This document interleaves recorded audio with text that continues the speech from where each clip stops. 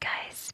So today's episode is, I guess, under the category of paranormal or strange events. I know I'm sort of on a binge of these kind of stories, but I have been reading a couple of them and I just find them interesting. We'll get back to the Hollywood scandals at some point. But anyway, this particular story started in 1996, I think. It might, we'll check the year to be sure. But it was back in the 90s, again with the show Coast to Coast AM during the Art Bell days. Now, I, never heard Art Bell live. When I became aware of Coast to Coast AM, George Norrie was and is still the current host. And I like that show sometimes. I mean, there was a point where I used to be driving back from work and it was on right at that time, so I used to listen to it almost every night. My only problem with the show was it never really came to any conclusions about whatever, they would always have these very interesting topics, but for some reason I felt George Norrie either wouldn't ask the guests appropriate questions or he would let various things hang. They were never a completed understanding of what was going on.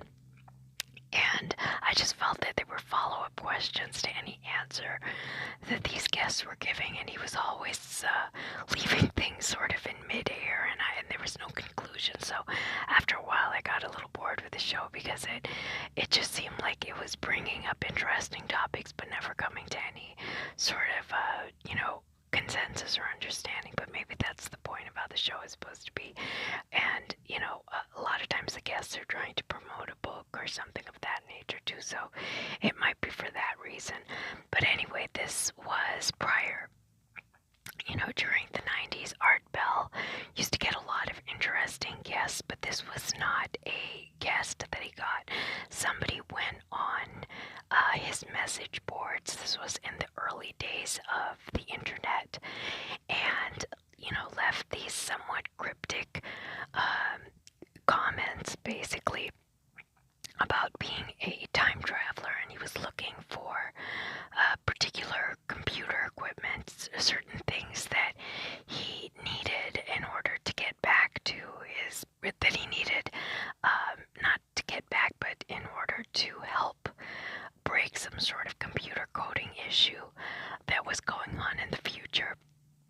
And people really jumped on this bandwagon of the story of John Titor, because the reason that we know his name is because at that time you had to create an account and put a name in. So I don't know if that's his actual name, but it seems to be, according to the rest of the article, that this was his actual name.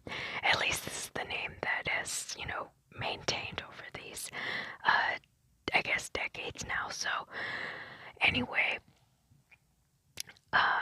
he, made certain requests. People really started to believe that this was an actual time traveler, someone who was from, I think, 2036, and claimed to have come back looking for this particular piece of equipment, of IBM computer, that was able to do some kind of code breaking for future computers. It was using a base code that the future computers were using, as well as their base coding system. So if this was the originator, then they would be able, it was going to be of some value. Apparently there were events that were going to occur in the future, and he was trying to circumvent those events from happening, and the computer would help him. So it all sounded like, very specific, and there was a technicality, to it, this computer thing, that very few people would know about. And it seemed like there was something valid about what he was talking about. So he got a huge following. So if you look up time travel on the internet, if you Google it, some of the names that seem to come up are John Titor, and the other one is Andrew Basiago. Basiago claims to be be some sort of, that he was used in time travel experiments by the government. His father was a government worker and for some reason allowed his child to be used in these kinds of experiments, and at some point he became like a government agent of some kind and was used to make sure that certain events happened as they were supposed to happen, and apparently had given a letter to George Washington, and there's a whole story to this, and he has photographs too that he claims that he's the child in those photographs. So anyway, I could probably do an episode on Basiago as well, because I think there's enough information about him, but today we'll be talking about the guy known as John Titor, a supposed time traveler from 2036. And let's begin. So this is an image, I think, of Bruce Willis, probably from the 12 Monkeys movie. Okay. In the early days of the web, an internet user called themselves Time Travel Zero began posting on the message boards of Coast to Coast AM and the personal website of the show's host, Art Bell. Over the course of multiple posts, Time Travel Zero revealed he was a freedom fighter from the year 2036, and he was trying to warn people about an oncoming nuclear war and civil war that would break up America into 5 different sovereign nations. Titor didn't start going by Titor until he began posting on Bell's site, which required a name to be attached to each account. Why did he travel back in time? According to Titor, he was sent back in time because he was directly related to someone who could help save the future. The main goal behind his trip was to pick up an IBM 5100. Supposedly, his paternal grandfather was directly involved with the assembly and programming of that specific computer. After taking care of the computer, he stopped by in the year 2000 to collect some family keepsakes, which would be lost in the Civil War to come, and to warn people about the threat of Creutzfeldt-Jakob disease, which would be spread through beef products. How does the IBM 5100 play into this? One of the oddest parts about the John Titor story is the part played by the IBM 5100. Why would someone from the future need such an old computer? In 1975, IBM released the 5100 after the world's first personal computer hit the markets. The one thing that 5100 could do that other computers couldn't was debug and emulate code between a variety of programming languages. According to Titor, this feature would make it an important component in keeping the technological architecture running in the future after the Unix timeout error in 2038. As you may remember, Titor traveled back from 2036, 2 years prior to the error. He said he wanted to snag a 5100 and help reverse engineer a code that would keep the world's computers from having a meltdown. What kind of time machine did he use? So that's a scene from Back to the Future where they used the famous DeLorean as their time travel vehicle. If Titor was indeed a time traveler, what did he use to jump through space? A DeLorean, a TARDIS, wormhole technology? Not exactly. In one of his early posts, Titor explained that he used a stationary mass temporal displacement unit powered by 2 top-spin dual positive singularities, which created a standard offset Tipler sinusoid.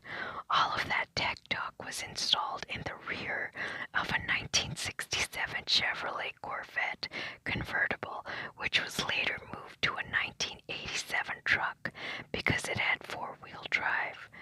Titor posted multiple pictures of a manual for the C204 time displacement unit with diagrams and schematics, and he even posted some photographs of the timey-wimey thing installed in the car.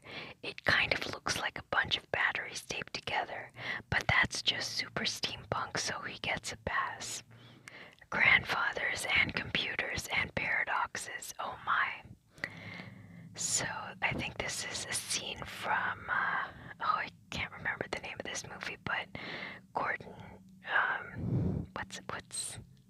I can't remember his name right now. Something, is it Love It or whatever? Okay, anyway, this was a time travel movie, but basically, this is a scene where he's playing a younger version of Bruce Willis. That was an interesting movie. I don't know why I can't think of the title or the name. It'll probably come back at some point. Anyway, many commenters following Titor's story worried that if he was telling the truth, telling everyone about the upcoming Civil War and fixing the future with his newly acquired IBM 5100, that would create a paradox where his future never happened. But according to Titor, that wasn't possible. He claimed that the Everett Wheeler model of quantum physics, or a many worlds theory, would make sure that his travels would be free from creating a paradox. Titor said that no matter what he did, his original future would stay intact, and that the only thing he was doing was creating a new and improved future. Titor warns of World War III. I guess it's from Terminator, but I don't know which one. In his short time on the internet, Titor made a series of interesting predictions that have seen mixed accuracy. His most immediate warning was that of a civil war that would begin in 2004, triggered by the presidential election.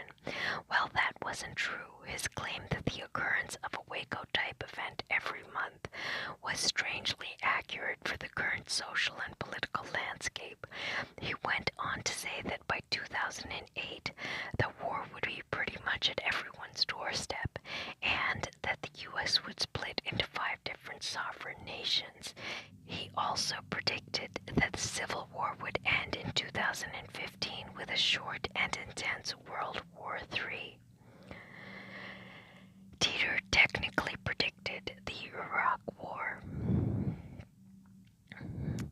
Titor kind of predicted the Iraq War. He actually predicted the lies that multiple administrations would tell the American people would lead to the Iraq War. The strangest thing is that he specifically mentioned WMDs before they were brought to national attention. Titor wrote, "None of the things I have said will be a surprise. They were set in motion 10, 20, even 30 years ago. Are you really surprised to find out that Iraq has nukes now? Or is that just BS to whip everyone up into accepting the next war?" It's entirely possible that this prediction was nothing more than someone with the foresight to take contemporary views on foreign policy to logical extremes, but it's also possible that a time traveler was trying to let people know what was really going on.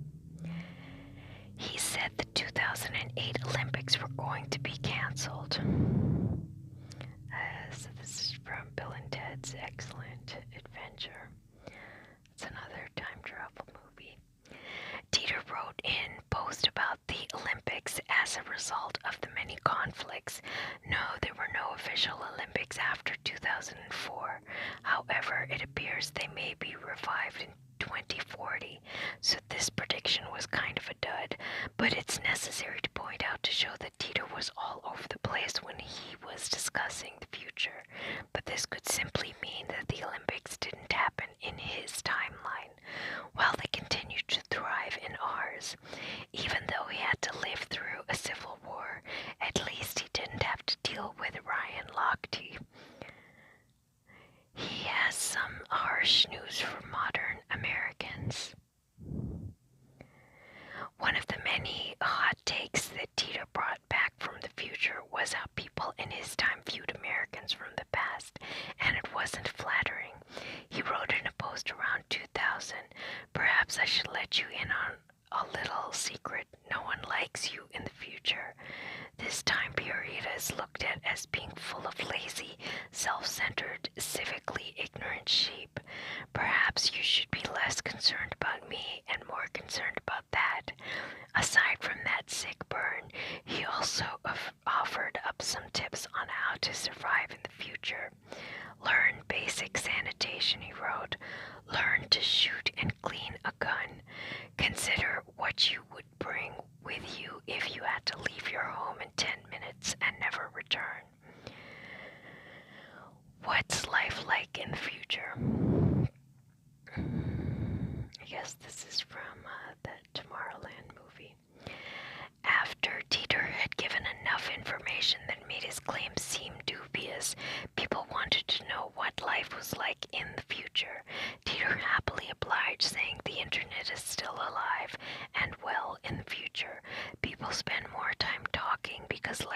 centered around the community. I've noticed the same type of effect here when the power goes off. People tend to come out of their homes and actually spend time with their neighbors. There's a lot more personal trust and less paranoia. That actually sounds really nice. The one drastic change is the collection of tree houses that his community uses in Florida, Titor claims. When I'm with my parents, I live in a community made up of tree houses on a large river in Florida. The river floods sometimes, and we have access to the Gulf. Most of our neighbors make a living off the sea or in moving cargo by boat. Was Titor really a time traveler? Obviously, the biggest question about John Titor is if he was really a time traveler or if the whole thing was an elaborate hoax. Many of Titor's claims may have not come true, but some of his information, the IBM 5100, the Iraq War, and claims of growing unrest throughout the 21st century was close enough to be considered accurate. But you can't just show up on the internet claiming to be a time traveler without people being skeptical.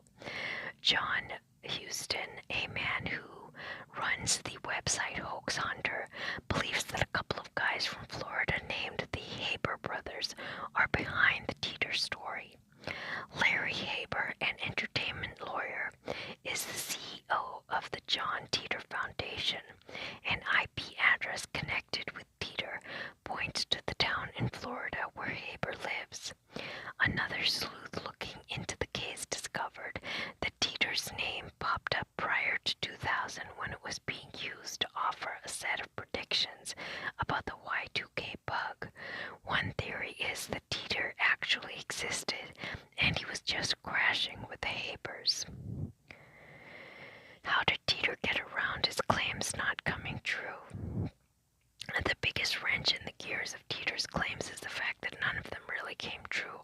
A lot of things he said came close to coming true, or historical events past that shared similarities with his claims, but that's not really the same thing. Titor claims that many worlds' interpretation of quantum physics was the reason that so many events occurred that mirrored things from his timeline. Another early claim of Titor's was that CERN would discover time travel or the basis of time travel in 2001. According to public knowledge, this didn't occur. However, CERN did discover the Higgs boson, so maybe that's either the basis of time travel or it could be an alternate version of events. Now that's actually interesting because at this point there are a lot of articles out there that say CERN is able to conduct time travel activities, not necessarily using individual people going back and forth. Maybe they do that too, but that when they collide atoms, it actually can cause time bounce backs where they're able to jump back and possibly jump onto another timeline. This is again according to this multiverse theory where there are multiple timelines concurring simultaneously. And it's one of the factors that CERN, was built for was to have the ability to create these bounce backs so that either disasters could be avoided or whatever. Now, of course, this is in the realm of conspiracy, but scientists from CERN have been hinting about this in weird posts, like the guy from CERN who is a CERN scientist putting up these signs about James Bond and the Mandela effect. Without saying anything, he is hinting about some sort of time travel and multiverse theory, so it's interesting. I think this might actually be the most important of his claims. The other stuff, maybe fine, it was happening, the Iraq War was about to happen, and the WMDs in that sort of a situation, and maybe we got a lesser version of the war than he went through in his timeline. But the CERN thing, as only recent, I think that scientist came out maybe a year or two ago with these sorts of hints, and then other ones actually put out articles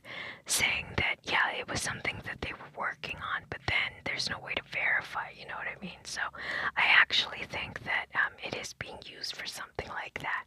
So this is for me, this particular observation of his or prediction, I think that it's accurate. Some Titor truthers believe that a lot of work went into the alleged hoax. One of the theories behind the John Titor story is that whomever posted online as Titor was also posting under a series of up to 88 different aliases in order to make Titor's posts more believable. Some of the posts give positive reinforcement to Titor's story, while others are seemingly suspicious of Titor's claims. The Titor truthers believe that the person posting as Titor wanted to appear believable, so he crafted specific questions that he could answer and that would boost his credibility. That's interesting. The John Titor Foundation. If you do a cursory amount of digging into the John Titor story, you'll discover something called the John Titor Foundation, a mysterious Web 1.0 site that features a collection of dates and times, along with the phrase 177 Tempus Edax Rerum. Good luck, John. What's up with that? The foundation was allegedly set up by Larry Haber, an entertainment lawyer in Florida. Before it was just a lonely webpage that JTF sold John Titor, A Time Traveler's Tale, a compilation of redacted online posts allegedly made by Titor that you can still find on Amazon for way too much money. What does Larry Haber have to do with John Titor? Aside from all the time travel, one of the most confusing things about the John Titor story is Larry Haber, the entertainment lawyer who allegedly represents Kay Titor, a woman believed to be the mother of John. Supposedly, a group of amateur private detectives managed to interview Haber. He spoke at length about Titor's mother and about a video that allegedly shows Titor leaving in his time machine. Apparently, after the interview, Haber asked for his comments to be deleted. The main theory about Haber is that while he isn't John Titor, his brother or his son may be. His brother Rick is a computer scientist.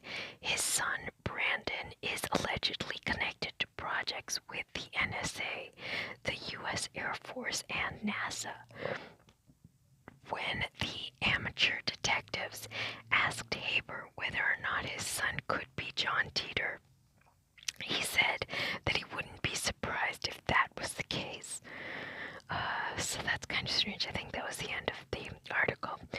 Okay, so this is such a strange story. There is a little add-on section to this.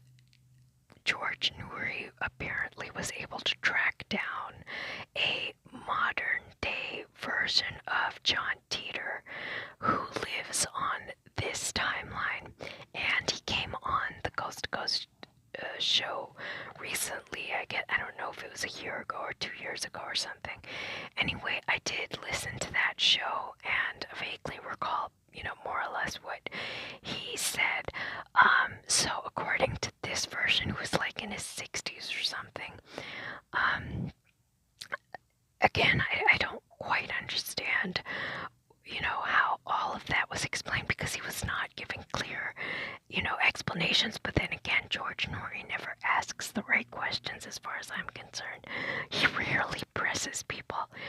When he has them right there, he should be asking them appropriate things, but I just always feel he misses the boat on that. But anyway, this much older guy said that he is, the version of John Titor that lives on this timeline, and he has done time travel experiments as well.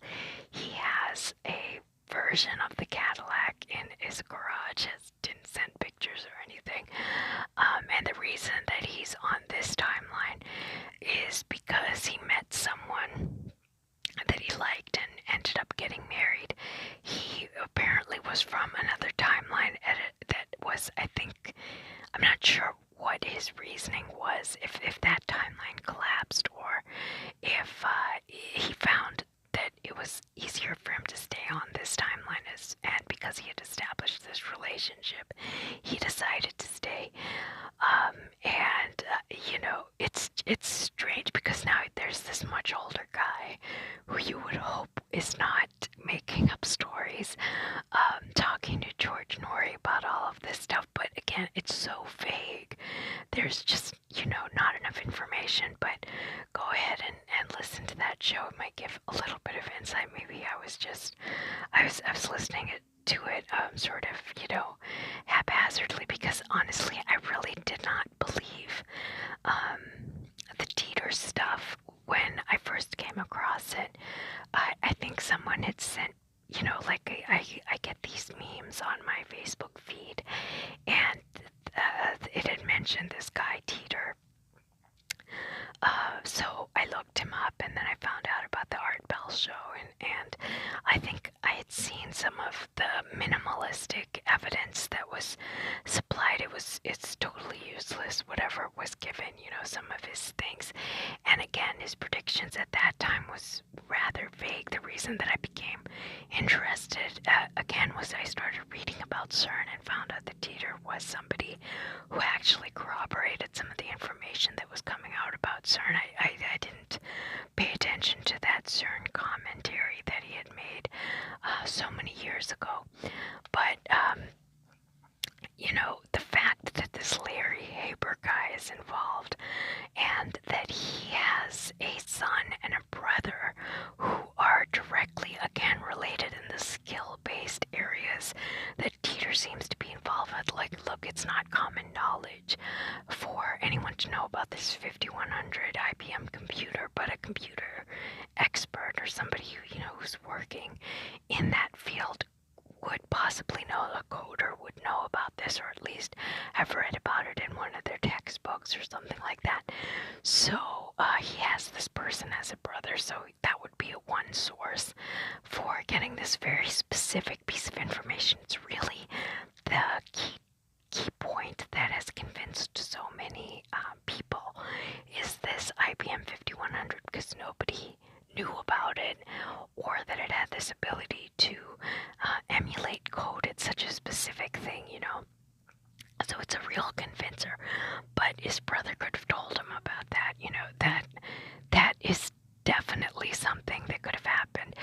And his son being involved with the NSA and all of these other activities, that's kind of suspicious as well, meaning that if he is involved with these things and is, I don't know if he's a low-level agent or something of that nature, it might, give this particular entertainment lawyer a certain amount of substance to create this particular story. The thing is, what's the point? What's the point of a lawyer, an entertainment lawyer, even doing this? So I started to look into Larry Haber a little bit. Again, it's weird that he has this foundation and he has, all of this stuff set up for something. And then in one of the, I don't know if it was Reddit or what I was reading, they said that Larry Haber was trying to sell a script. He's an entertainment lawyer. So he was he had written a script, a movie script about time travel. It was very similar to this particular story. He was trying to sell it in Hollywood, and I guess it didn't go anywhere. But how much better would it be if, somebody was trying to do that, actually had a real, supposedly real character, who is commenting on the show, Art Bell's show, and has this kind of following, and then a screenplay is created based on this Titor story. He would be able to sell it a lot better. It would have a lot more marketability if he could gain a large enough following of people interested in it. So that particular comment, if it's true, makes some sense that Larry Haber fully made this thing up with just enough pieces of information, that was of some value. If somebody is working for the NSA, they would probably have an inkling, even if they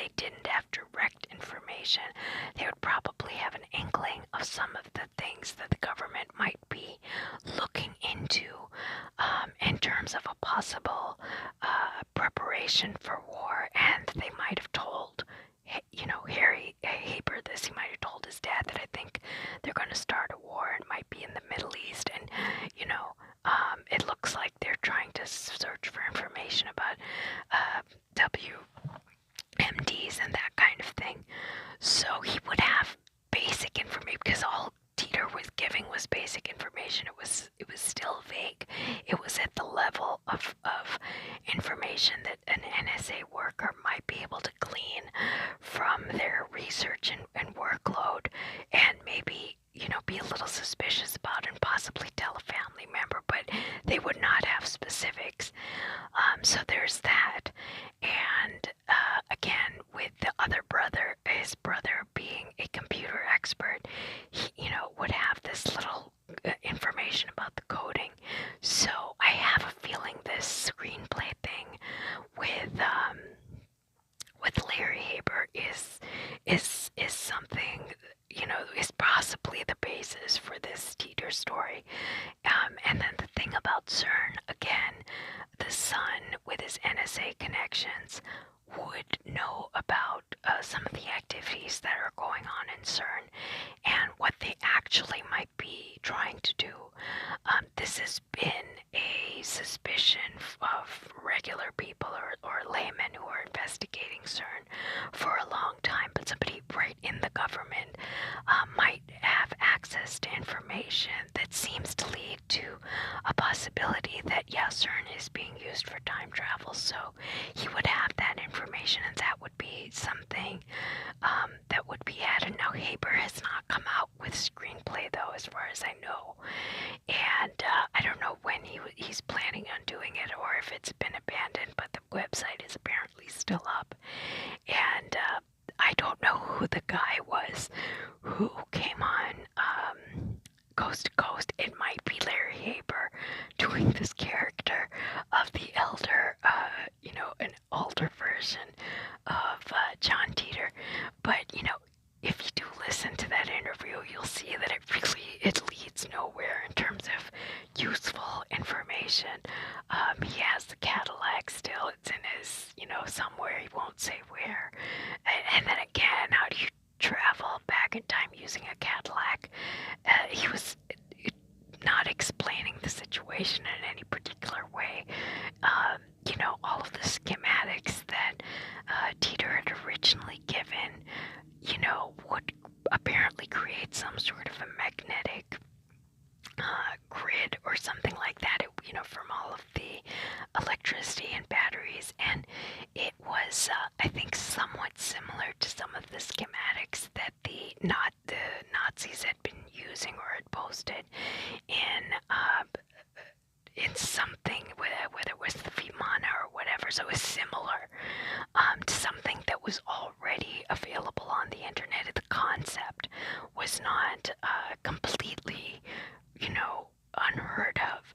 So it seems like all of these things have been picked up from pieces, that possibly this guy Larry Haber had, picked and chosen different things from different places to try and make a semi-believable story.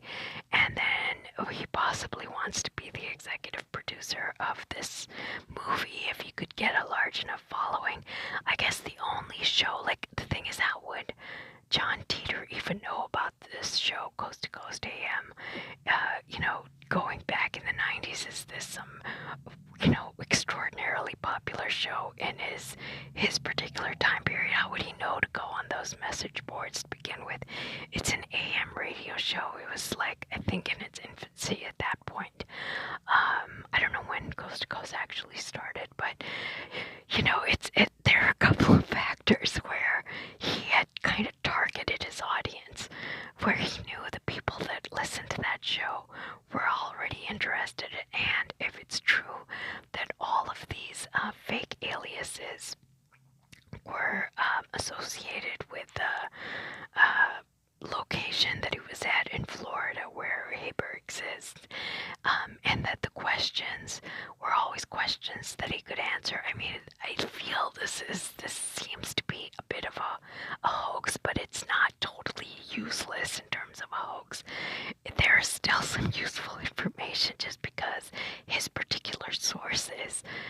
useful sources, the computer, engineer brother, and then the son who works for the NSA. I think they had some useful information to give to the public, but I don't think that, I just think that Titor might be a made-up story by this guy, Larry Haber. Now, is time travel possible? Is this story, this concept of a multiverse possible? Yeah, I actually think that there probably are multiple timelines. There seem to be enough evidence showing that multiple timelines exist, and CERN plays a big role in that in terms of either its ability to view those other timelines or create some kind of a black hole or something that makes the visibility between these simultaneously occurring timelines useful for people who want to get some information about how certain decisions are going to be made, whether they should take certain actions, etc. I'm on Facebook. I'm on a couple of these pages, whatever you call them, these group pages on the Mandela effect, and so many of those people claim to be involved with government, my labs, and things like that. Who knows if that's true? But an interesting thread that I was reading on those pages was to do with the fact that they do scenario training to kind of figure out, how certain things might play out, and they do scenario training with these particular my lab participants, even though they maybe are not willing participants, but they want to test using these individuals, and they get access to information based on something to do with CERN. I'm on a couple of these different pages, and they've all used a very similar explanation that there's scenario training and CERN is involved, and that they get glimpses of certain concepts, and then they test it out through the scenario. So according to these individuals, whether they're legit or not on certain timelines, for example, Hillary Clinton won the election. I mean, everyone expected her to win on this timeline, but on other timelines she actually won, and there was no, kind of circumventing of that event. But apparently on this timeline there was, and the reason is when they future-paced her winning, there was a large war that occurred between Russia and the United States, but with Trump in place, whether you believe there's collusion or not, apparently with Trump in place there was no war with Russia, and so they were able to avoid a World War III scenario, even though I know a lot of people don't like Trump. This thing about this particular scenario was explained in various message boards by different people. Again, I know people can have different aliases and it could have been the same person, but there were just certain details that were repeated over and over again that made me think that this might be a kind of a legit thing, that they're actually doing these scenario trainings, and that CERN is involved with giving them glimpses of information, and then they try to figure out how they can prevent certain things from happening on, say, this timeline, for example, the timeline that they're on, but on other timelines, slightly different events have occurred, and have not particularly ended well, and according to this Titor story, on Titor's timeline there was a big civil war, and all of this stuff. Oh, the other thing about Titor, the scenario that he gave of the 5 districts, and the United States was supposedly broken up in a civil war, that is based on a book that was written, I don't know when it was written, in the 60s, I think, and he's basically retelling that exact story from the 60s. I don't remember the author or what it was about. So again, it makes me think Titor is a made-up guy, made up by this Larry Haber character, and probably to create a film or movie. I think that that's possibly what this is really about. information within the Titor story just because of the information that Larry Haber had access to, and that's why it's so vague. It's not totally useless. I don't know if they're doing individual time travel the way that Andrew Basiago claims that they might be able to do it. The Philadelphia experiment was somewhat about time travel, where they were able to jump people using that magnetic grid that I talked about in a previous video. So in that particular case, they were, moving large objects and sort of jumping them from location to location. And also in space-time, there was a difference between the date that it was jumped and the date that they arrived in. The ship was moved, not just locationally, but also it went back like 3 days or something like that. And they did have people involved with that, apparently. And it was a bit of a disaster. Now, I think Basiago actually gave an explanation of the reason why they were using children. It did have something to do with the Philadelphia experiment not working out for the adults involved. But still, his story is a little questionable too, because I don't know any parent that would allow their kid to be involved with something like this. But anyway, that's what he claims. I might do that story if you guys are interested. He has some interesting points and photographs and stuff to look into. And, there's all kinds of photographs on the internet about people who seem to be individual time travelers. Even though they're not necessarily doing things, they're just sort of look out of place in the photos in terms of their clothing. Again, things can be photoshopped, and there's all kinds of hoaxes. I mean, I understand there's a lot of silliness out there too, but it does seem like CERN is a device that was developed for this specific purpose, and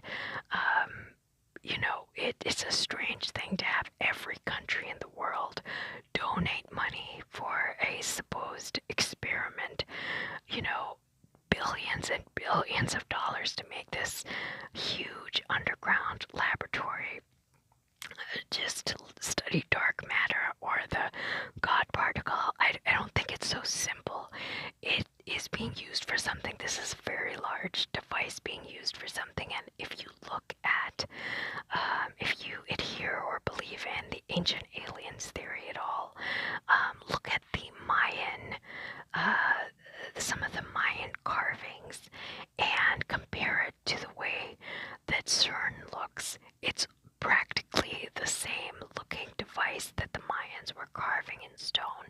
And if it is true that there was ancient civilization of, say, humanoid, they looked human, coming to this planet, this is sort of like a seed planet for them, that they might have had this ability to have a sort of collider available to them to prevent certain things from happening or be of some usefulness to them, and that it had been employed so long ago. I don't know if that's true, but look up those pictures, because it's really an interesting comparison of the Mayan stone carvings and CERN. You can probably just look that, those terms up, and you'll see it on Google Images, and they look very similar when you are looking at them in comparison to the way that CERN is made.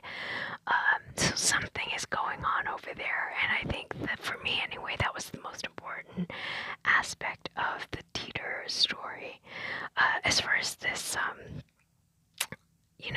beef products situation, I think the mad cow scare came about just around that time. It was not this specific disease, but beef products were of a concern to a lot of people. If you remember, Oprah got in a lot of trouble talking about beef and its possible contamination. So again, there were things that possibly, the son or somebody might have been aware of, and he was just giving little, hints about it, but he didn't really have the exact information as to what was going on. But, I don't know, this is what I just feel, based on the fact that he has these two individuals in his life that happen to have the skill sets that are very particular to Titor's, information and knowledge base. So anyway, you guys can, figure it out, or at least look up some of the Titor information and listen to their most recent show with George Noory and the modern version of Titor, the one that's on this timeline.